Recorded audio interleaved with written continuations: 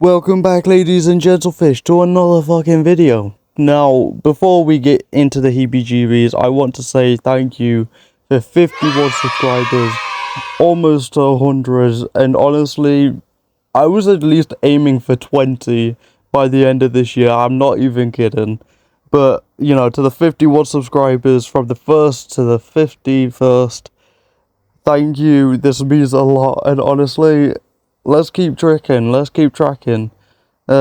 see what the future has, and let's keep going. Now, welcome back to another fucking video. Now, yes, you have read the title. We are doing another Assassin's Creed Hot Takes. I love doing these videos, and I did end up getting a few comments on my last one for Hot Takes. So we're doing a part 2. And yes, it's straight after, like, another one. I do not care. So, let's get into it. Anthony S7MB says Valhalla, Origins, and Odyssey should have been approached as standalone games.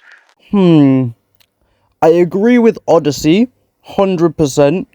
Valhalla, again, because I've replayed and completely have a different perspective and see the story that they were going to say and tell, no.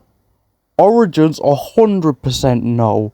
Origins is the origin of the Creed, and I think is done very, very well. If you're on about just because they're RPG games, then that's kind of, you know, ridiculous.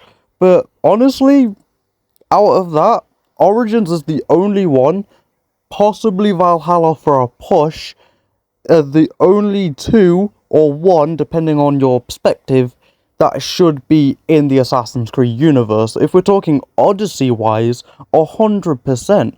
Odyssey seems like it's completely far away from the Assassin's Creed universe. You know, it kind of makes no sense and just is everywhere in my eyes. It is just everywhere. You know my opinion on Assassin's Creed Odyssey as a game, so, you know, yes to one, but to the other two, no. Lego Hunter 1020. Cool name, by the way. Got me out of character, but, you know, cool name, by the way, right? Lego Hunter says Odyssey doesn't get enough love, and I've been playing since AC2. Congratulations, you've been playing since AC2, and congratulations for your opinion. Round of applause for this man, or woman. Round of applause, people. But, yeah, opinion, I mean, fair enough. You think that, you know, it doesn't get enough love, or well, you know, to be honest. And to be honest, it deserves not enough love. There's so much wrong with it. It's ridiculous. It's redonkulous. So, I don't know. To each his own, I guess. Right, we have moved back to Reddit for this one. So let's go into the next. Unpopular Outlook says Jacob isn't a bad character, and AC Syndicate isn't a bad game, as people claim. Now, I kind of agree with this one. As someone that has siblings themselves and has plenty of banter with them myself, I actually kind of like Jacob. Especially in the Jack the Ripper DLC, the fact that this man literally said you're, you know, giving him publicity, and that's what he wants. You know, Jacob does have the brains when he tends to want to use them, but at the end of the day, right, main story, Jacob, he is goofy, right? Sometimes he's a little bit too goofy, but, like, we wouldn't have the best lines like these. Yeah. I'm sure you can put this to better use than I can. Oh, what's this, Greenie? Assassin Christmas. We will free London from Starrick. You have my word. And my looks.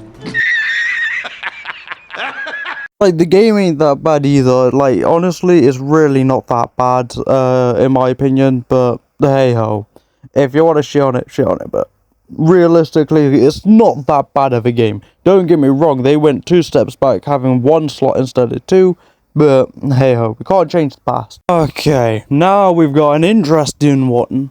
Depressed Idiot LOL says Syndicate has the best combat, brutal, smooth, fast, and amazing finishes. How did we get to this? I severely disagree.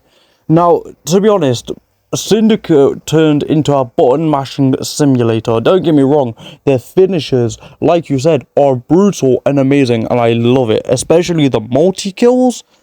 Magnifique! The three weapon choices were amazing and matched the setting pretty well. Yes, it's fast, but at the end of the day, it's a button mashing simulator, and I do not like that. Assassin's Creed Unity had a very, very good combat system, a very good parkour system, and just had an overall good thing going for it. If Ubisoft just stuck with it and just refined it and did more for it, we wouldn't be in this position that we're in right now.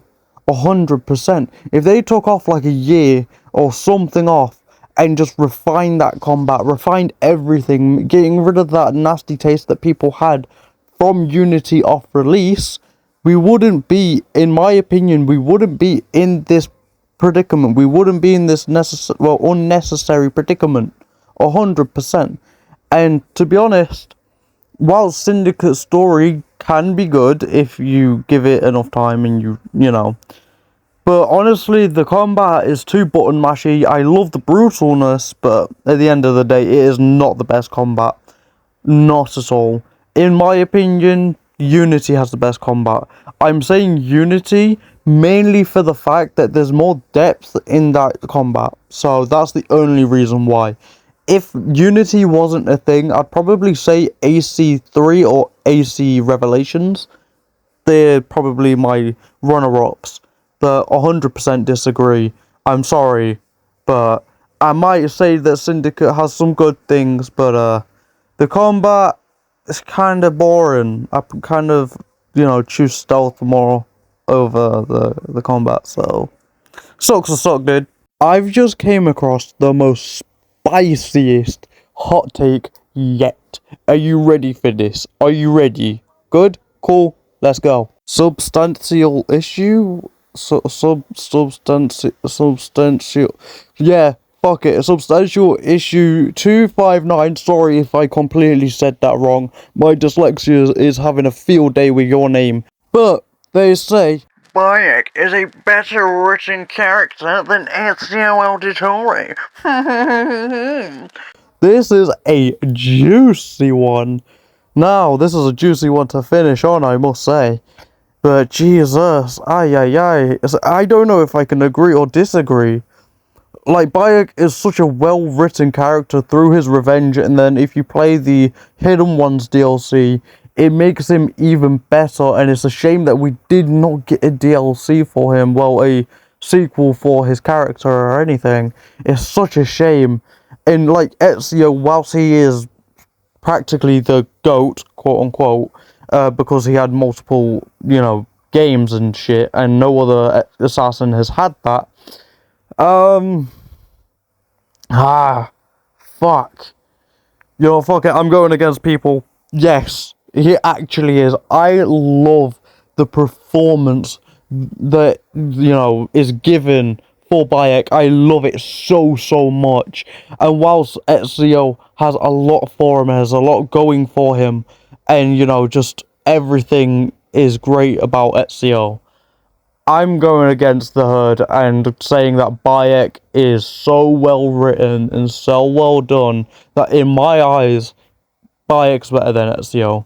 Just for the main fact on how he has performed and the story that is told with Bayek, and not only that, with the continuation of the Hidden One story, it's just really well done, and I really like it. This man can go from family man to I will kill you in just 1 second. Let me show you 2 clips, and you cannot tell me this man is not terrifying. This man is more terrifying than Ezio. Like, come on now. Like, if you see a white hood just, chasing you down, right, and you see Ezio, don't get me wrong, I'd be shitting myself, right? Fair enough. But Bayek switches it up like it's nothing. Let me show you this.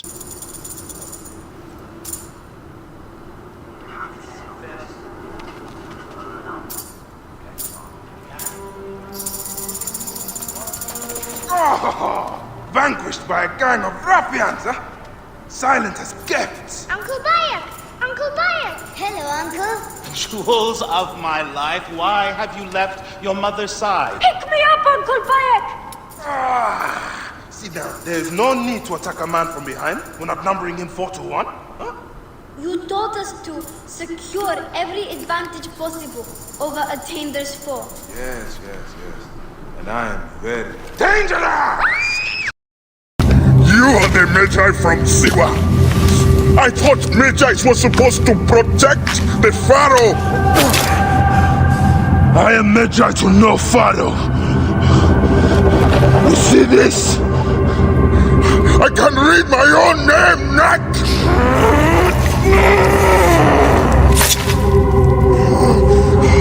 We will find you. We will find you in your sleep. Sleep. I never sleep. I just wait in the shadows, and I will kill you all. Everyone who sniffed the air that day in Siwa! You see? This man can switch it on and off like a switch. This man, depending on who you are, will kill you and be terrifying as fuck, or just be really friendly and nice. So, I don't know. I've kind of got to agree with this one. Bayek is better than Ezio. Sorry, not sorry. But yeah, that's been Hot Takes Assassin's Creed Part 2. Now, if you want a Part 3, you know, drop some hot takes in the comments, or at me on X or Twitter, whatever the fuck. My tag is at True King Wheelie, the only King Wheelie that is me.